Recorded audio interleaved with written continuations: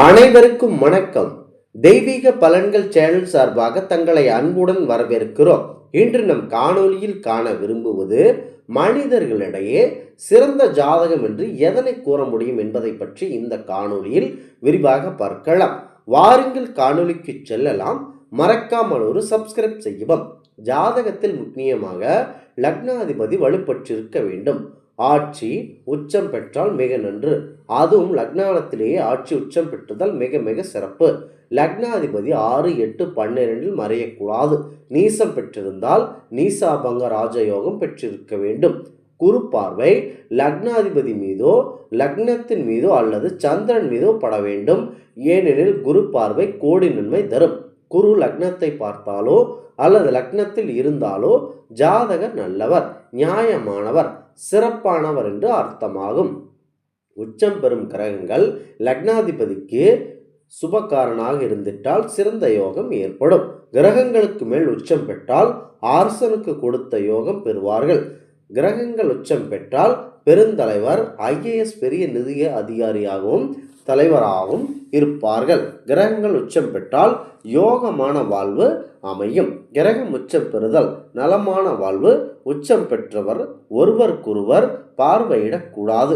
உதாரணம், மகரத்தில் செவ்வாய் உச்சம், கடகத்தில் குரு உச்சம், இருவரும் ஒருவருக்கொருவர் பார்க்கின்றார்கள். அப்போது உச்ச பலன் குறைகிறது. உச்சம் பெற்ற கிரகம் நவாம்சத்தில் நீசம் பெறக்கூடாது.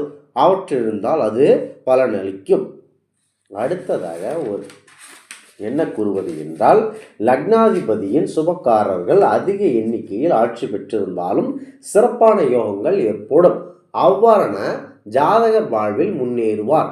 அம்சத்திலும் அக்ரகாரங்களில் பலமிழக்காமல் இருக்க வேண்டும். ராசியிலும் நவாம்சத்திலும் லக்னம் ஒன்றாக அமைந்தால் லக்னாத்பவர் என பெயர்படுகிறது. இது நல்ல யோகம் தரும் நிலையாகும். 4, 7, 10 குரு, சுக்கிரன், புதன் ஆகியோர் அமர்ந்திருப்பது நன்று. அதோடு இவை ஒன்று சேர்ந்து ஏதாவது ஒரு 4, 7, 10 அமர்ந்திருந்தால் மிக சிறப்பான ஜாதகம் என்று கூறப்படுகிறது. கோணாதிபதிகள் 1, 5, 9 மற்றும் கேந்திராதிபதிகள் 1, 4, 7, 10 ஒன்றுக்கொன்று பரிமாற்றம் பெற்றிருந்தால் சிறந்த ஜாதகமாய் வலுப்பெறுகிறது. தர்ம கர்மாதிபதி யோகம் 9+10 பெற்றிருந்தால் சிறப்பாக இருக்கும். ஒருவருக்கு 7, 8 கிரகங்கள் இல்லாத ஜாதகங்கள் களத்திர தோஷங்கள் பெற்றவை அல்ல. எனவே இல்லற சுகத்திற்கு இவ்விடங்கள் கிரகங்கள் இல்லாத அமைப்பு மிக நன்றாக இருக்கின்றன. லக்னாதிபதி சந்திரன், சூரியன் ஆகிய கிரகங்கள் ஒன்றுக்கொன்று கேந்திரத்தில் அமைந்திருந்தால் சிறப்பான யோக அமைப்பாகும். லக்னாதிபதி 1, 4, 7, 10 உச்சநிலை பெற்றால் மிக யோகமான சாதகமாக பார்க்கப்படுகிறது. அடுத்ததாக, லக்னத்தில் ஒரு கிரகம் உச்சம் பெற்று மற்றொரு கிரகம் ஆட்சி பெற்றால் ஜாதக பிரிவிலேயே பணக்காரராக இருப்பார்கள். அதிலும் சராசரியில் உச்சம் பெற்றின் மிக யோகமாக இருக்கும். சராராசிகளையே எல்லா கிரகங்களும் லக்னமும் அமைந்த ஜாதகர் மிக மகிழ்ச்சியான வாழ்வு வாழ்வார்கள். சனி உச்சம் பெற்றவர் சிறந்த உழைப்பாளி. 30 வயதிற்கு பின் உயர்வு பெறுவார்கள். நிர்வாகி ஆவார். ஆயுள் காலம் கண்டிப்பாக கூடி நிற்கும். சனி உச்சம் பெற்றவர் சிறந்த உழைப்பாளியாக இருப்பது நன்றாக இருக்கும். 1, 5, 9 ஒருவரின் திசையாவது ஆயுட்காலத்தில் நிகழுமாறு ஜாதக அமைப்பு இருந்தால் நட்பலன் இருக்கும். லக்னாதிபதி தன் வீட்டையோ அல்லது சந்திரன் இருக்கும் வீட்டையோ பார்வையிட்டால் நல்ல அமைப்பாகும். இதேபோல் எந்த கிரகமாயின் அதன் வீட்டை பார்வையிட்டாலும் நல்லதாகும். ஜாதகத்தின் விபரீத யோக அமைப்பு பெற்றிருந்தால் மட்டுமே போதாது.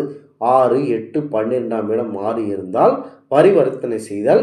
இவ்வாறான கிரகங்களின் திசைகளும் வாழ்நாள் நடைபெற வேண்டியது கண்டிப்பாக அவசியமாக பார்க்கப்படுகிறது. ஒரு ஜாதகத்தில் லக்னாதிபதி உச்சம் பெற்று லக்னத்தில் அமர்ந்த கிரகம் உச்சம் பெற்று மேலும் லக்னத்தில் அமர்ந்திருந்த கிரகத்தின் ஆட்சியில் உள்ள கிரகமும் உச்சம் பெற்றால் சாதகர் வம்சாவளி செல்வ வளம் பெற்றுவர். இதுவே இந்த நிலையாக பார்க்கப்படுகிறது. லக்னாதிபதியின் சுபகாரியங்கள் அதிக எண்ணிக்கையில் ஆட்சி பெற்றாலும் சிறப்பான யோகங்கள் ஏற்படும். அவ்வாறான ஜாதகர் வாழ்வில் முன்னேறுவார்கள். அம்சத்திலும் அக்கிரகங்கள் பலமிழக்காமல் இருக்க வேண்டும். ராசியிலும் நவாம்சத்திலும் லக்னம் ஒன்றாக அமைந்தால் லக்னோத்மமும் என பொருள்படுகிறது. இது நல்ல யோகம் தரும் நிலையாகும். இந்த ஆன்மீக தகவல் உங்களுக்கு பிடித்து இருந்தால் தெய்வீக பலன்கள் சேனலை கண்டிப்பாக சப்ஸ்கிரைப் செய்து கொள்ளவும். மீண்டும் ஒரு நல்லதொரு காணொளியில் உங்களை சந்திக்கிறோம். நன்றி, வணக்கம்.